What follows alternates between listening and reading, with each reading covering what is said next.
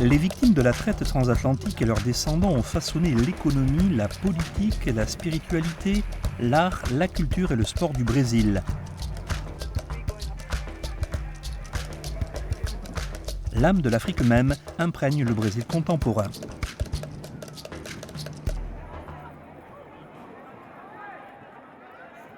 Retour au XVIe siècle où l'une des tragédies les plus épouvantables de l'humanité a eu lieu. La traite transatlantique des esclaves. Non seulement en raison de sa barbarie odieuse, mais aussi de son ampleur, sa nature organisée et surtout la négation du cœur des victimes. Des millions d'hommes, de femmes et d'enfants perdirent leur vie et endurèrent d'immenses souffrances au cours de la traversée de l'Atlantique et pendant leur arrivée dans les Amériques et les Caraïbes. Ao todo, cerca de 10 milhões de pessoas foram raptadas da África durante toda a escravidão colonial. Le professeur Elio Santos est présidente de la Fondation pour l'égalité raciale. 40% dessas pessoas vieram para o Brasil. Ça, c'est plus de 4 millions d'esclaves. Quand ils sont arrivés à Salvador de Bahia, ils ont été conduits à la place Pelourinho. Pelourinho é o lugar onde as pessoas eram vendidas e também eram torturadas. Les commerçants et les propriétaires de plantations ont publiquement acheté les esclaves aux enchères. On voyait des esclaves impuissants partir avec le plus offrant. Beaucoup d'esclaves avaient été achetés pour travailler dans les plantations de sucre dans des conditions extrêmes. Un produit qui a changé le commerce international pendant l'esclavage et revitalisé l'économie du Brésil. Le Brésil a été le dernier pays dans les Amériques à abolir l'esclavage en 1888. Mais pour les Afro-Brésiliens, la lutte est loin d'être terminée.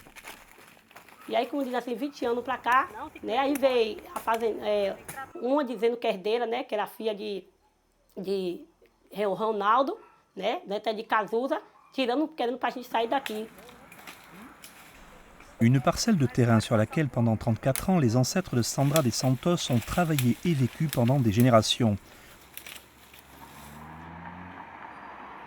Maintenant, appelés Quilombo de Danda, les esclaves fugitifs s'étaient regroupés ici, fuyant l'oppression et la violence. Une fois libres, ils s'étaient appelés les Quilombolas, un terme qui faisait référence à leurs origines africaines. Pour Sandra, le conflit n'a jamais cessé. Vinha trator para derrubar, né, aqui, veio muita questão de conflito. Quando a gente plantava, que chegava lá no outro dia, havia tudo destruído. Se rappelant des difficultés que ses ancêtres ont endurées pendant l'esclavage, Sandra savait qu'elle devait se battre au risque de tout perdre avec sa communauté. E aí foi no momento que eu parti, né, me se tornei uma líder. Chega em sofrimento, abaixa meus bisavôs, meus avós, agora meus pais.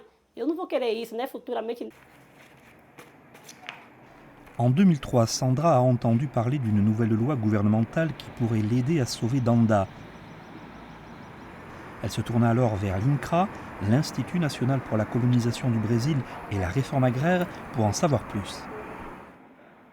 Richard Torciano est le directeur de la planification et de la structure de terrain de l'INCRA. Ato do governo que aponta a possibilidade efetiva de resgatar esses territórios e devolver essas terras a essas comunidades quilombolas, né, e a garantir e fazer efetivamente a justiça àqueles que historicamente foram injustiçados e excluídos na história do país. Mais même avec la nouvelle loi, rien ne s'est passé pendant des années. Puis, en 2009, il y a eu à nouveau de l'espoir lorsque l'ancien président Lula a franchi un pas audacieux. O presidente Lula, aqui nesse estado, na Bahia, na Praça Castro Alves, assina 30 decretos que declaram de interesse social os primeiros 30 territórios quilombolas para que a gente tenha condições de desapropriar e devolver essas terras a essas comunidades. Aujourd'hui, quelques 200 descendants d'esclaves vivent toujours à Danda. Pendant qu'ils attendent une solution à leurs problèmes, ils continuent à travailler la terre, maintenir leur culture et tradition transmises par leurs pères.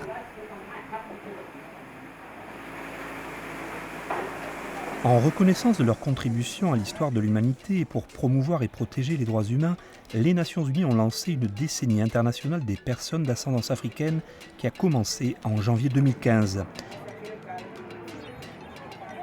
La décennie a pour thème reconnaissance, justice et développement. D'après le haut-commissaire des Nations Unies aux droits de l'homme, Zeid Ra'ad Al-Hussein, la décennie apportera de l'espoir et mettra un terme à la discrimination contre les personnes d'ascendance africaine.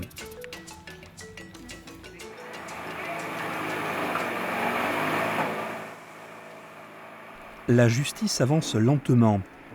Obtenir des titres de propriété est un processus extrêmement laborieux et seulement quelques quilombolas ont réussi à obtenir des titres sur leurs terres. Pour Sandra et sa communauté, la réussite est à portée de main. O título, totalmente a gente está, né, na mão, mas está na finalização da titulação. Agora nós estamos aguardando um prazo do Poder Judiciário para poder conceder os títulos a essa comunidade.